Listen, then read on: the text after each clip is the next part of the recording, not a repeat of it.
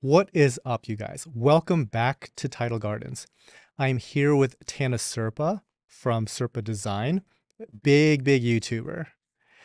One of the things that I really appreciate about your channel is the ridiculous amount of actual construction and DIY projectiness of the whole thing. How much is involved in that, and having to also plan shots in advance to record it all. Because Yeah. I'm not the handiest person in the world.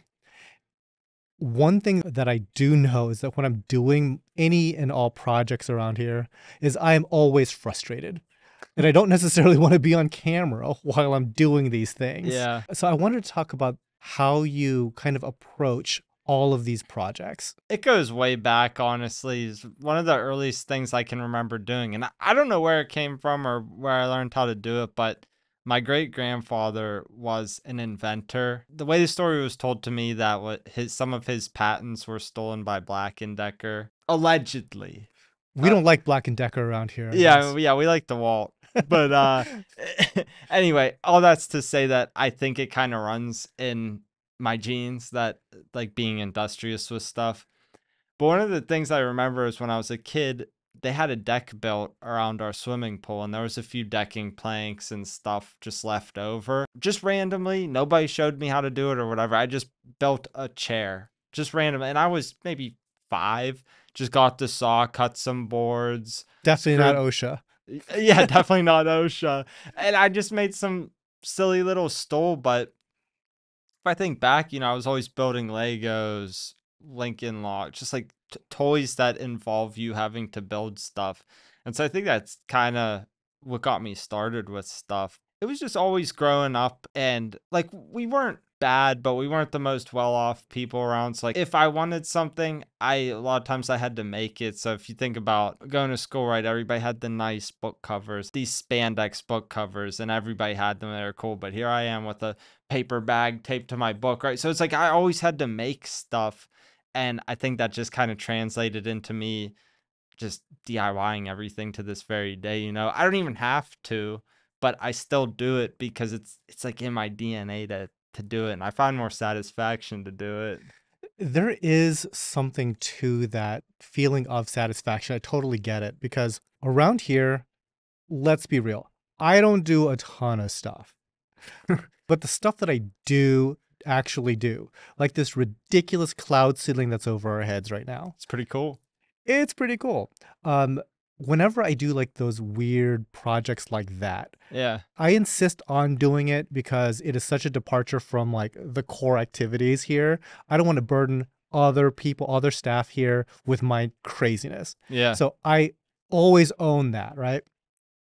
And after it's done, it feels fantastic to know that you did it and be like super comfortable knowing how to have done it. Yeah. There is like this intrinsic value in that. I absolutely get that. I guess when it comes to starting out, do you just dive right in and just accept that there's going to be mistakes, or do you do any research beforehand? It depends on what I'm doing. If it's something that's very much in the realm of things that I've already done, then I just kind of go for it and then adjust the plan as I'm building things. I'm not much of a I don't like reading. I learned from doing things, right? So a lot of the stuff that I know how to do, I learned from just experimenting and screwing around with things until I learned how to do it. It's not to say that I didn't do research. I like watching YouTube videos, Hmm. obviously. So certain home renovation things that I've learned, I've paired that with some amount of reading and other things that I've seen.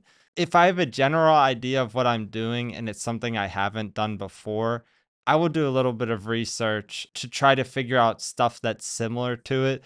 So, for example, this isn't a very good example, but if I'm building like a big wooden tank, I might look up something like, oh, how would I frame a house? Or Hmm. you know what I mean? Like I would look up something that I would think is similar to that and kind of derive what I'm doing from that. That wasn't an actual example, but that was just some that came to mind. Oftentimes, when I'm watching other people do a project, Hmm. some of the finer details of it will just completely escape me. But had I attempted that project before, Hmm. However it turns out, maybe it turned out great, maybe there was some like issues with it. Sure. But if I see somebody else do it and do it well, a lot of like these little details, you pick up on them right away. Mm-hmm. You're like, oh my gosh, that's incredible. Right. But on a first watch, if you're just like doing just some background research to get an idea of how to do a project, Yeah. a lot of that stuff would just go right over your head. Like, why would I do it that way? I don't know. But having done it, it opens up an entire world of understanding. Sure. And I love that aspect of to actually doing a lot of these builds. Yeah, I think if you think about the more tactile type skills, why apprenticeship probably makes a lot of sense because you're still doing it, but somebody's doing it with you. And so you kind of jump starts the whole thing better than if you were to just watch a video or learn from failure. I actually have a funny little story. So I've never built a glass aquarium in my life, Okay. but I've ordered a lot of custom glass aquariums. Mm-hmm. So I'm as knowledgeable as a customer can be about tank construction, knowing the sort of things that I'm going to request. A recent trade show, I happened to just be hanging out at a booth that makes custom aquariums. Yeah. And like the owner of that particular company was like, do you have any questions about these tanks? And I jumped right into something ultra specific. It was about the corner armored seam, Yeah. what we Yeah. had talked about earlier. Okay. So usually what we do here is we have like basically a 1 inch square block going straight up and down on the vertical seam. Mm-hmm. He had a triangular shaped one. Oh, yeah. Yeah. So it was like really slick. And I was like, where did you source the triangular vertical seam? He, no joke, looked at me for like 20 seconds and didn't say a word. And was He like, didn't know if he should tell you or exactly. not. He's like, I can't tell you that. It took us so long to source that. I totally understood. But I was like, that was the question that I had. It's like nothing about the rest of the tank. It's like this ultra specific detail Yeah. makes this tank incredible. And that's what I'm interested in. He's like, I can't share that with you. Yeah, I mean, that's a pretty weird. I have ideas on how I think they could make that, but that's a very weird piece to be able to make. Do a Google search, nothing comes Nothing back. interesting. That is invisible to the internet. Like the people that know, and apparently they're not going to be telling you. I love that kind of like almost that inside baseball aspect to a lot of this stuff. Yeah. But I worry a little bit when it comes to that. I mean, you have a huge following. I have a tiny following, and even my following is enough exposure to people armchair quarterbacking everything you do. Oh, yeah. At least for me, there's like a chilling effect that I don't want to show you us actually doing the work. I'll show you the finished Yeah. product and we'll talk around things, but your channel is all like absolutely step by step everything. Sure. How do you have to like deal with that type of peanut gallery commentary on your Yeah. work? Valid criticism is fine, but a lot of times it's people telling me something where I literally did it in the video. And I was like, did you watch it? Like, I did it that Oh, that'd be way. frustrating. And so that type of stuff, I just sweep it under the rug. There will be also things where people will, like, I don't show everything that I do in the video, obviously, because I have to have it be as succinct as possible. So I might not explain a specific nuance because perhaps I explained it in 50 other videos and I don't want to talk about it again. Or I do some detail off camera that I don't really think is pertinent, but people will mention about that. And I'm like, well, that's actually what I did. I just didn't show it. Or there are people who will say I did something wrong, but if you look into it, there's actually multiple ways to do stuff. And that's just this group of people thinks that's correct or whatever. So pretty much I take all of the criticism with a grain of salt. Sometimes people are coming from a place of experience and they're actually telling me something I didn't know, which I like. I'm not afraid to admit if I did something wrong or to learn something new from someone in my audience. But you can tell whenever people are just trying to be a know-it-all or they're like actually giving you some valid advice. It's a bit of a weird place to be in, but I've just kind of been that type of person where I don't really care if somebody's going to talk badly about something I did because I'm just explaining to people what I did. Like, yeah, the content's educational and that sort of thing. But I never said this is the perfect way to do said thing. So if I didn't do it perfectly the first time, come back in 10 videos. Maybe I'll be doing it perfect, but you know what I mean? I think the one other differentiator there is that you're doing this for yourself. Yeah, It's not like you're making aquariums and then selling them or anything sure. like that, or you're delivering like finished paludariums and stuff like that. Hmm. This is very DIY for your own personal purposes. Yeah, and I mean, a lot of the DIY is derived from these products not even existing on the market. So I physically have to DIY it to make what I want to make because it doesn't even exist. If I could do something for cheaper and I can do it myself and I know that it's going to be done well, then that's what I'll do. I don't know, some things never change. They're just kind of stuck in you. Well, or sometimes like there is a right way to do this. Yeah. And the company that is going to do it the right way knows there's not a lot of people playing in that pond, and they're going to charge an arm and a leg for exactly Yeah, that. they will. Sometimes, if just for peace of mind, we will just pay up. Mhm. It's just, you know what? I want to make sure that it's done right. But it's probably very liberating just to be able to do a lot of these projects yourself also. Yeah, and I mean, I've done so many different types of things, not even just outside of aquariums, right?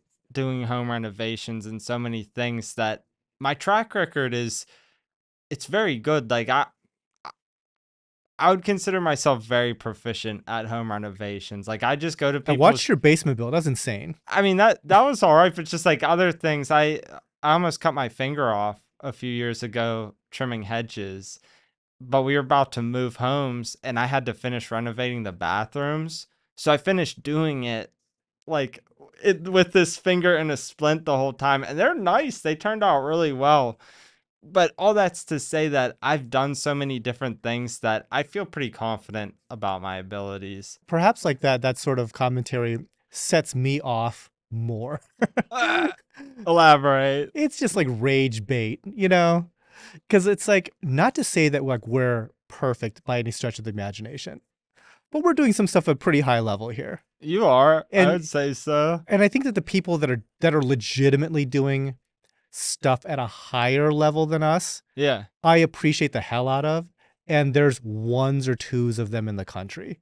Yeah, I would Like agree. there's not a lot of that stuff. And the one example that I actually have in mind, they are doing it on such a high level, but it's inaccessible to me because it's literally millions of dollars more. Like, so I'm not really even playing in that ballpark Yeah. exactly, sorta. But for like random internet guy, dude, I'm not hearing none of that.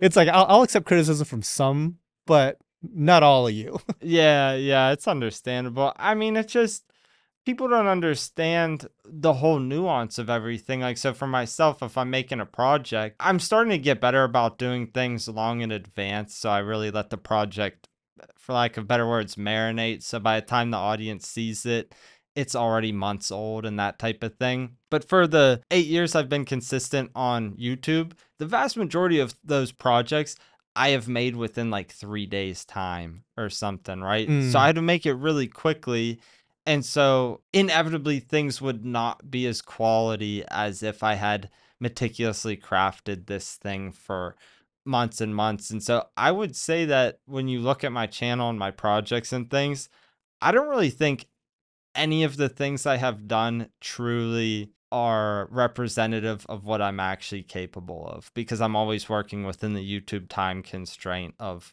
I creating see. content. Oh, that would be kind of a mental bummer here. Because a lot of like the way that we design like systems here Hmm. are so geared towards trying to get it as overbuilt and right as possible on jump. Yeah. So one of the things that we super prioritize is like, for example, let's just imagine a 100-gallon tank. Hmm. the sort of stuff that we are trying to build around would be stuff like making it dead silent. Like Yeah. the overflow boxes, I want a triple overflow assembly. And like one is the main drain with the gate valve. We have a secondary and we have a tertiary emergency drain and all that stuff. Mhm. All of that stuff hard plumbed, secured to the stand. All of this, we want to have obviously everything like armored up to be overbuilt just in case it gets hit by a ladder. Who Yeah. knows what the heck? And then also just like have some like quality of life things. Like I want to be able to drain this from a valve Mhm. externally. I want all the equipment to be easily accessible, like all these things that go into it because we don't have to work with a YouTube time frame. It Sure. could take a year Mhm. and it's ready when it's ready, sort of thing. Yeah, I mean, I still do all of those things, and that's not to say that my work's not quality. It's just like functionally, I would say it's quality, but aesthetically, I could go so much Okay. farther. But I don't really take the time to do so. But I just lose sleep sometimes trying. Just out of curiosity, what is a aesthetic corner that you would cut? Because I look at your channel and so much of it is aesthetically polished. Yeah. But maybe that's like it's getting covered by the aquascape, not necessarily like showing the build of like the seams and whatnot. I feel like I could get so much more detailed with my hardscape, with my plantings, with background, for example, whether it be in an aquarium or whatever type of setup, right? So I could sculpt the thing to look like exactly like a real stone, for example, but I don't do it because it's so time consuming. So I'll just get a wire brush drill attachment and just go over the thing to get some texture. Maybe I don't sand the wood on a stand as much as I could have to get a nicer finish. So if you look at it under the right lighting or whatever, the polyurethane's a little warpy or Hmm. like things just aren't as dialed in as they possibly could be. But I've just been doing it for so long that I can kind of like I don't want to say hide those issues, but I kind of can work around them in a way to where the projects still look good despite these imperfections. Plus, as an artist or whatever, I see all these things that nobody else ever sees. And I used to be an extreme perfectionist, but the longer that I do this, I'm like, nobody's even noticing all this stuff that I'm telling you would make my projects better. So Do you tend to when you look at your past works, do you kind of focus on all the little nitpicky wrong things? pretty much it's like once I make a project, it's already antiquated by the time it's done. I'm like, oh, I learned some stuff making this or And doing then whatever. mentally you're done. Yeah, like, I'm just like, "Okay, I'll maintain it and make it look nice and everything like that." And I have older projects that to this day, I feel like held the test of time and I still like them now. But for the most part, I see stuff and I'm like, "Man, I could do so much better now." When I'm going through my coral farm, Yeah. all I'm looking for is problems. Like Okay. I assume something is going wrong. I have to find it. Yeah. Always. Like that one coral sitting in the corner there, you're looking a little sus. Like, what's up, buddy? Yeah, what's up, Are buddy? you gonna explode in disease and kill everything else in this tank? That sort of thing. Sure. Or that pump, is it running? Are we good? Did somebody leave it off? Or did it fail? Like that sort of Yeah, thing. yeah. A lot of folks that they come here, especially the ones that are really into reef tanks and stuff like that, they're always blown away. Like, Sure. oh, it's everything's great. I'm like, everything's not great. In fact, all I see Yeah. are the bad things. So what I was wondering if you were like kind of like self-critical, knowing that you do have like a YouTube timeline that you have to like work through Mhm. because Tanner does YouTube full time, right? Yeah, and I do all of it myself, every aspect of it I do myself. Which is like, yeah, that's an insane time constraint. Mhm. And the YouTube algorithm is such that you have to constantly produce. Yeah, if you skip an upload, then you get docked for 3 months. That's happened to me where I've uploaded last year I wasn't as consistent as I had been, but for 6 years prior to that, I uploaded every Saturday, even on my wedding day. Like, you know what I mean? There was no vacations or anything like that from uploading, but in recent time I've been trying to give myself more grace just because like man, you do it for so long, you just get you get tired, and plus the projects just keep getting more elaborate. And you would think that the more proficient I get at stuff, the better. I am getting more proficient, but I'm learning new things. Everything's getting more complicated, so this stuff never happens faster.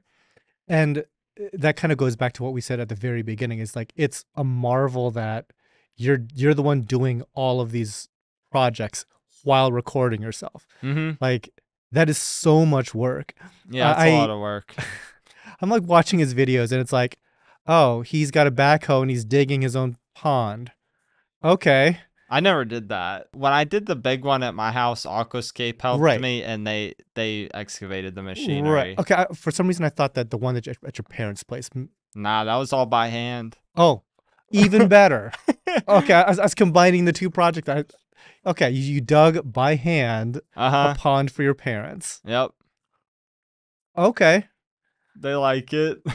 That sounds like a lot of work for a It YouTube is. video. It was a lot of work, but doing a project like that shows what's possible with a little bit of elbow grease and a tool that virtually everybody has, like a shovel and a pickaxe, right? If you're blessed to live in one of those areas where it's not just clay and rocks, then you don't have to deal with the pickaxe, but I would assume it's the same here, but in PA it's literally just all clay and rocks. So you got to break it up with the pick and then you fling it out of the hole. And after digging however many ponds by now, I got pretty good at doing it. But when How many other ponds are there that you've hand dug?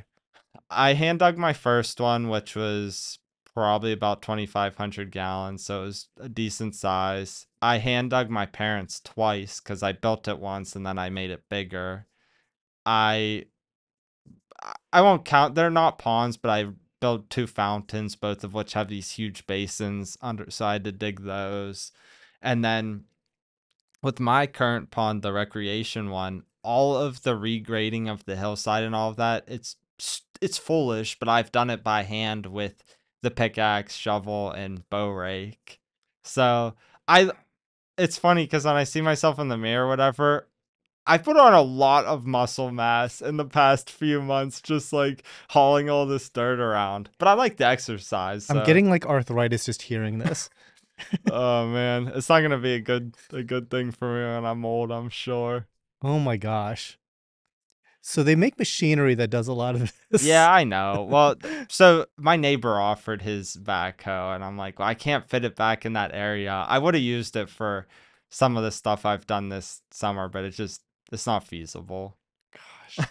And just out of curiosity, since we're on the topic of ponds, Yeah. is that something that you would explore more in the future, or would you like to stick more with like in-home aquariums and terrariums and paludariums and whatnot? I actually have more fun. I wouldn't say I have more fun with the ponds, but I prefer projects that are more immersive. And like a pond's very immersive, obviously, because you can walk around it, and in my case, you can go swimming in it. I mean, you could swim in any pond, but like it's big enough that you can actually like It's like eating mushrooms. Can I eat that mushroom? You can eat any mushroom once. yeah, Like yeah, yeah.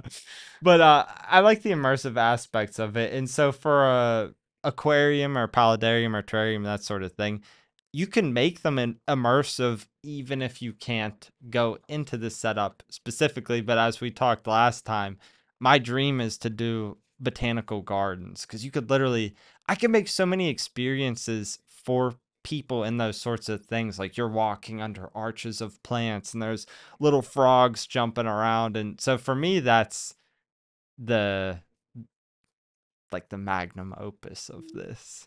that'd be dope. So to answer your question though, like yeah, I have plans to do several more ponds on my property. It's a lot of work that I don't want to get too into it onto the podcast because I don't like to talk about my ideas before bringing them into fruition. But yeah, I got a lot more plans to do stuff with Gotta that. speak stuff into reality sometimes. Yeah. I've always wanted ponds. I think I've been researching analysis paralysis, but researching different ways to do ponds Hmm. for easily 10 to 20 years. Okay. I mean, And stuff has developed over that course of time, I'm exactly, sure, but exactly. So one interesting thing that ponds have that I think would be amazing for large home aquariums like a reef tank is they have like these like cyclonic filters. hmm and they are really, really, really good at kind of collecting debris in like a cone-shaped bottom. Yeah. And every now and again, you just purge the bottom of the cone, and that just like gets rid of like so much stuff. Right. And I'm thinking like, why don't we in saltwater aquariums have this type of module? Because a lot of just like detritus and stuff like that that gets kicked up in the water, Mm-hmm. we have to like run it into like a filter sock. Right. Yeah. Or we just it runs into like some little chamber that we have to like siphon out. Mm-hmm. But like the pond people have had this figured out for like a long time. Sure. It's like I want that sort of thing, you know. Yeah, I don't know if it's just the right person hasn't seen it to bring it to market for the home aquarium, because I imagine that they're typically in a pond, they're quite large, so Hmm. bringing that down to scale, and are we able to bring it to cost to where people are actually able to purchase it, so on and so forth. um and I feel like just with a lot of this stuff, there's just much, whether intentionally or not, gatekeeping on ideas because companies aren't willing to make them accessible to people. Yeah, and certain technologies did make the jump over, like the filter rollers and stuff like that. We had mentioned it briefly on the other podcast, but but perhaps like that goes back to what we were talking about earlier. It's like this doesn't exist. That's what DIYing a lot of the stuff comes down to, and doing a lot of like custom work and custom Yeah. design and custom fabrication. Do you ever run into situations where you're trying to be experimental, and for whatever reason like things just don't work out? Like do you approach that as like, oh well, this sucks, or do you kind of look at it as like a narrative tool where it's like, no, it sucks right now, but I can fix this, and that's going to be part of like an arc Yeah. on your It channel?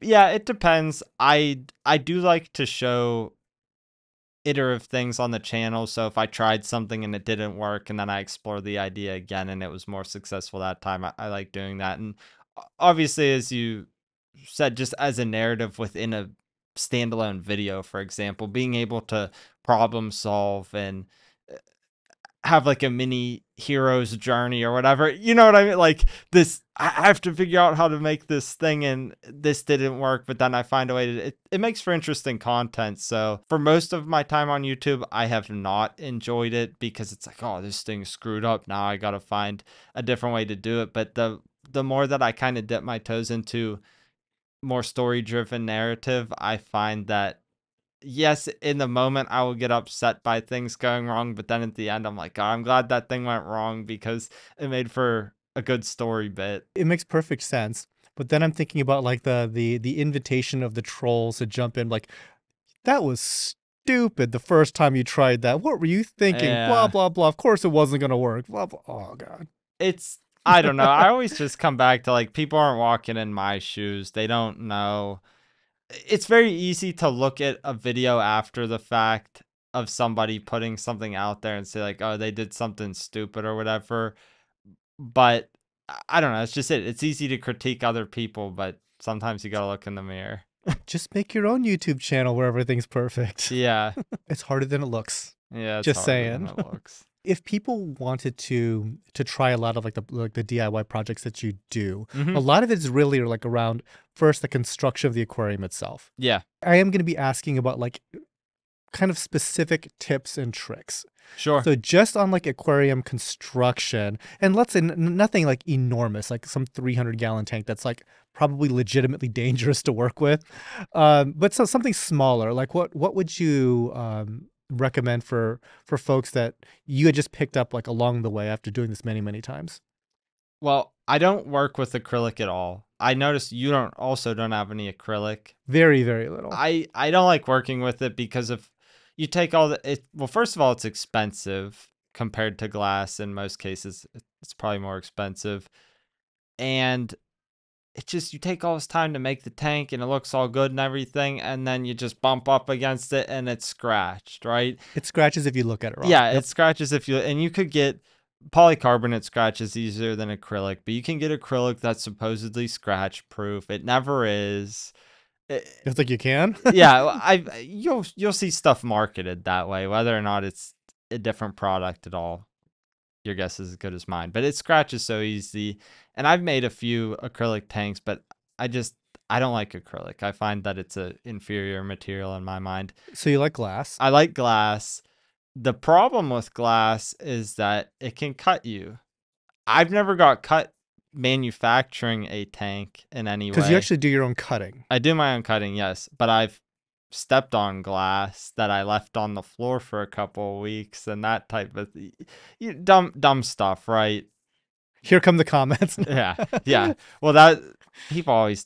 I don't do it as much these days, but half these projects you see me build, I'm not wearing shoes and stuff because I like to be grounded. Like I don't know, I just don't like wearing shoes. I never have. I'm wearing them right now though. Appreciate that. But as far as the building tanks go, I have many videos about it. So obviously I would say that that makes it very accessible.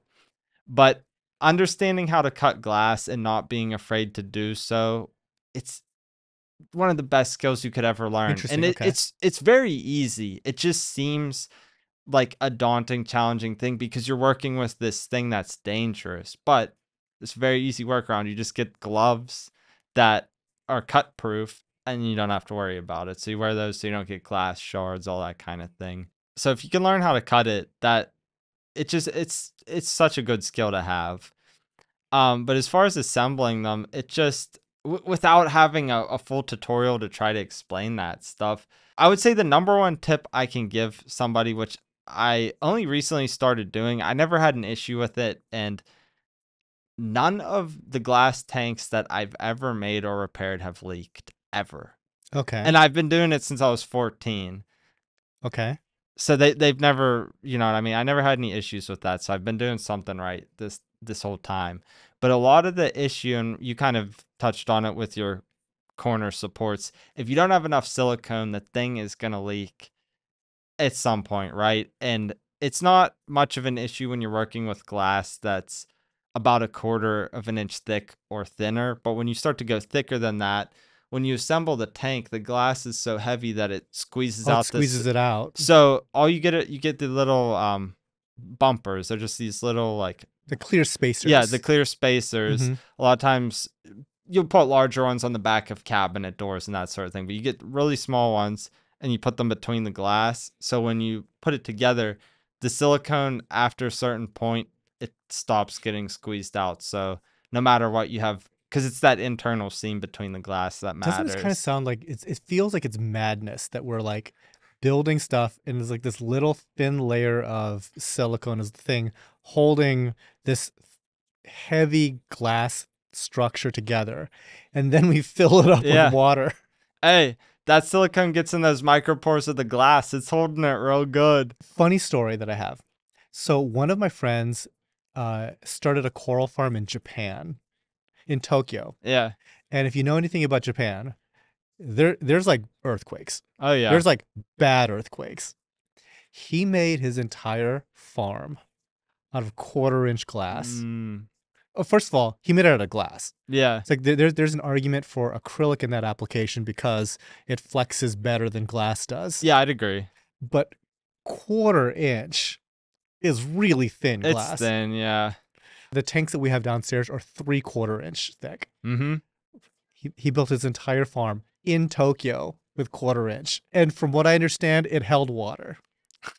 So Yeah, see, I think the stuff, glass is stronger than people give it credit for, and silicone is an incredible material. So you combine the two together, if done correctly, it's pretty good. And plus, I don't know how he had the tank set up, but if you have like a self-leveling mat of some sort or just something to account for those inconsistencies, that's probably enough to help with quakes.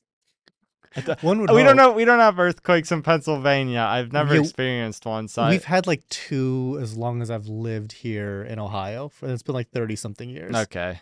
But it's like very, very, very uncommon. Yeah, okay. But I have also seen like footage of an earthquake in like Taiwan at a fish store. Yeah. It looks wild. Oh, I And believe it. none of those tanks broke. No. Incredible. Yeah, I think it's more so an issue if the stand's gonna fall over. Right. Just like just tipping, but yeah, amazingly like glass and silicone does hold together. I would say, and it's not directly related to the building aspect of the tank itself, but get that thing level. A level stand will, you know what I mean? It will take you far. Okay, so this wasn't like it wasn't an intended topic on my notes, but I have gone with these aluminum stands, and I was showing Tanner these stands as well. Um, the one of the coolest aspects of those aluminum stands is that all of the feet are in some way, shape, or form possible to level.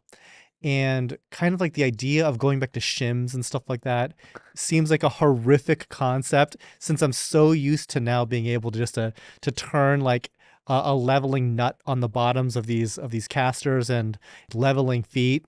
Also, these stands, they have like slot loading levels, like bubble levels. So you can like put a number of these things on, like maybe on the interior part of it. You can always check level.